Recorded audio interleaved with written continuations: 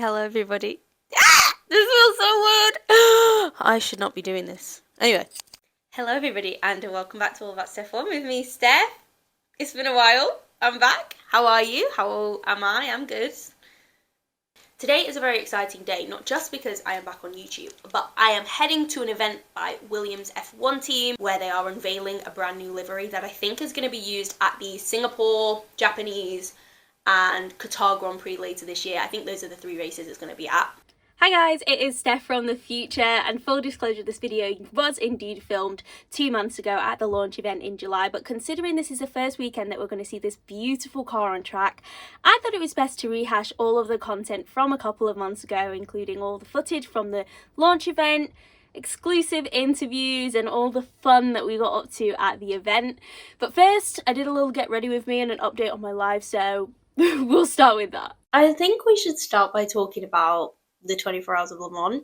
I had the privilege of pit lane reporting alongside Louise Beckett, who has been the WEC pit lane reporter for years now. In the weeks leading up, I was super nervous and I was very panicky about it because it's just such a big scale. It's probably the biggest scale thing that I've done in my career so far. We've done quite a bit of endurance racing actually this year because I'm also the pit lane reporter for European Le Mans Series, which is, I guess you could call the feeder series for Le Mans, because it has a lot of drivers who, well, there's a lot of drivers who do both of the series, but it's like a good gateway to get into endurance racing. Oh, I didn't even mention the legends that I spoke to at the 24 Hours of Le Mans. So let's start off with Jenson Button, who is one of my all-time favourite F1 drivers. Obviously, he was driving the NASCAR, the Garage 56 project, which was so cool to witness. Also, another motorsport legend by the name of Valentino Rossi, who was racing in Road to Le Mans, which is basically Michelin Le Mans Cup, which falls under my jurisdiction as ELMS pit reporter anyway. So I already do all of the Road to Le Mans and Michelin Le Mans Cup reporting anyway, and it just so happened that Valentino Rossi was driving for Team WRT. Honestly, the way everyone was following, I've never seen, not even with Lewis in like the paddock, I've never seen people just flock to a man like that, or a woman, or I've never seen it. It's insane. Anyway, so we also do European Le Mans Series this year, which has its second round this weekend in La Castellet. So I did do the second round. That was on my birthday. We've also done the third round as well. And now we're on to round 4, which is next weekend in Spa. I am going to be vlogging it all, so let me know if there's anything particular you want to see about the ins and outs of an ELMS weekend. Also, a very exciting thing this year, we went to the Saudi Arabian Grand Prix for the second year, doing the hosting for the opening ceremony and kind of like the fan stuff around the circuit. I had the privilege of working with Johnny Herbert, and he is the sweetest, most loveliest man I've ever met. Sky's loss is my gain, because if he was still with Sky, I would never got to work with him.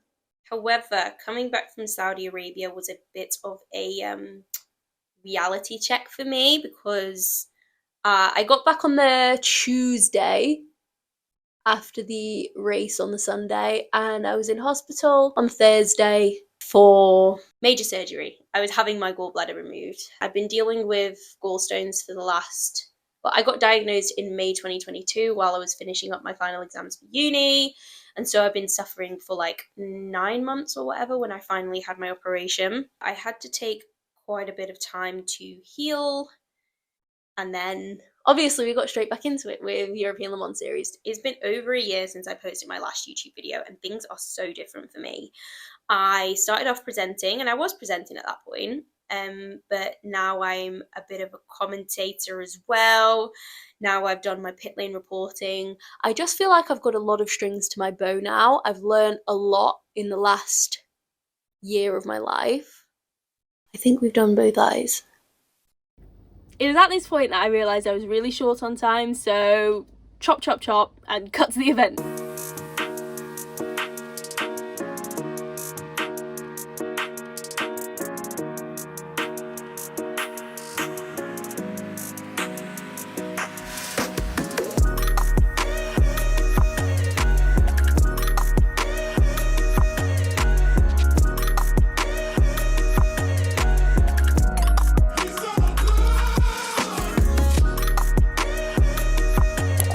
under this top here is where the car is hiding, and it was soon to be revealed to us, but not before a panel that was hosted by Natalie Pinkham with Mike Jones, CEO of Gulf Oil International, James Vowles, Williams team's principal, and Alex Albon and Logan Sargent. Okay, so we're going to start off here with Alex Albon, who is talking about all of the positives that the teams have learned from the weekend in Silverstone. Now, remember, this is just after the British Grand Prix was held, and Alex Albon had just scored Williams' third point scoring result of 2023. If you look at where we were 4 races ago to where we are now, we've improved leaps and bounds, and we're now fighting cars on pure pace.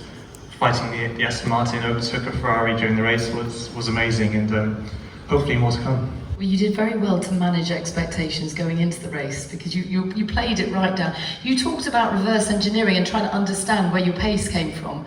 Have you got more answers to that now? And can you crucially roll this out at other tracks? Yes, they can. We are very aware of our strengths. We are aware of our weaknesses.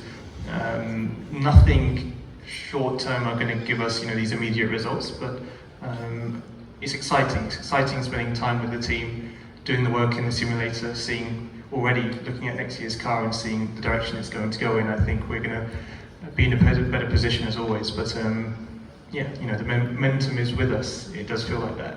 While Alex has had a truly excellent start to the year for Williams, Logan's story has been a little bit different, with this being his debut campaign in Formula One. For me, being a rookie, just having the team support throughout what has been a tough few races before, this previous couple of good ones, is really nice, just to know they have my back, to keep working with me, trying to help me.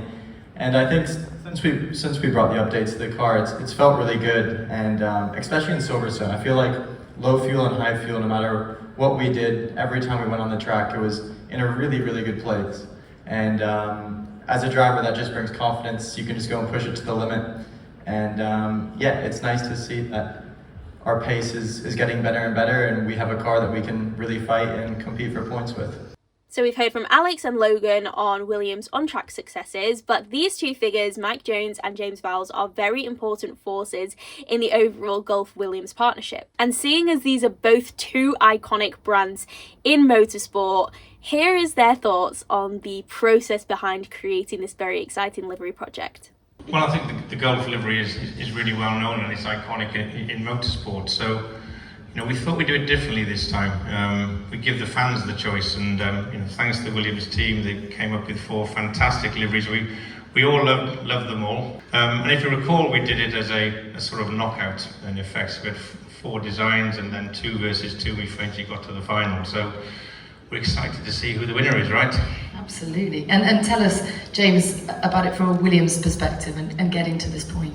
I think Mike summed it up beautifully. To have nearly 200,000 people interact and have their say on what livery is going to be presented here tonight, it is a really good engagement. That's numbers you wouldn't normally ever see. And both brands are iconic. The livery of the Gulf, the colours of the Gulf is iconic. And whatever ends up being the winner this evening, I know will rest in people's minds. We're going to have it on the car for a number of Grand Prix, and it will really be, for me anyway, a point in the season that embodies the relationship between both of these brands and starts the new chapter going forward.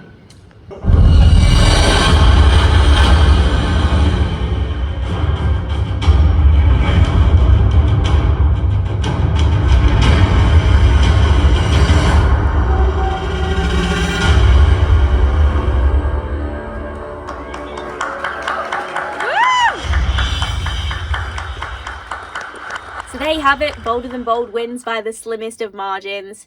James Vowles said it first. The vote was incredibly close, as Bolder Than Bold beat out Heritage with just 51.9% of the vote. I truly thought it was going to be Heritage, and I guess so did Logan. I personally really liked the Heritage look of the car. I thought that was really nice. But this design is still absolutely beautiful and will look stunning under the lights of Singapore. The rest of the evening was so fun. Pictures, laughter, drinks, pinks. And finally, Tomo topped the esports leaderboard with the fastest time. Very cool. Can we have a reaction from the winner, please? Let's go straight with you, All right, okay. It's a busy bee. Thank you so much. Night. All in all, it was a really wholesome evening, and I'm so thankful and grateful that I was invited down. I'd really like to take my hat off to Williams in the way that they are embracing the brand new media landscape of Formula One.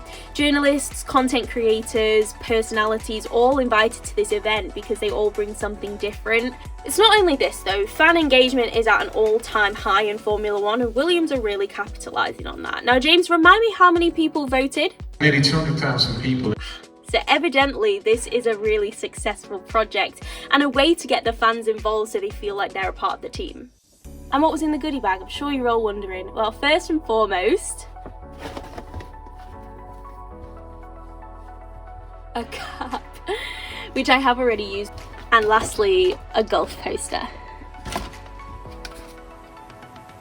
which I might give away. So comment down below if you guys would want it. I don't have anywhere in my room to put it.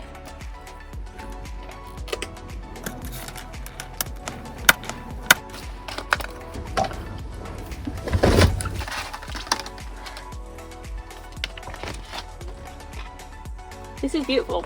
Let's roll it up nice and goodly. Right, I'm gonna repackage it up and maybe give it away to one of you guys. Anyway, thank you all so much for watching this video. I'm so glad to be back. Let me know in the comments what you think of the livery. I'm sure it's going to look absolutely stunning for the next 3 Grand Prix that we're going to see at Singapore, Japan and Qatar. As I said before, I'm heading to Spa next week, so let me know any of the stuff you want to see in the vlog. And yeah, take care of yourselves. I will see you in the next one. Bye.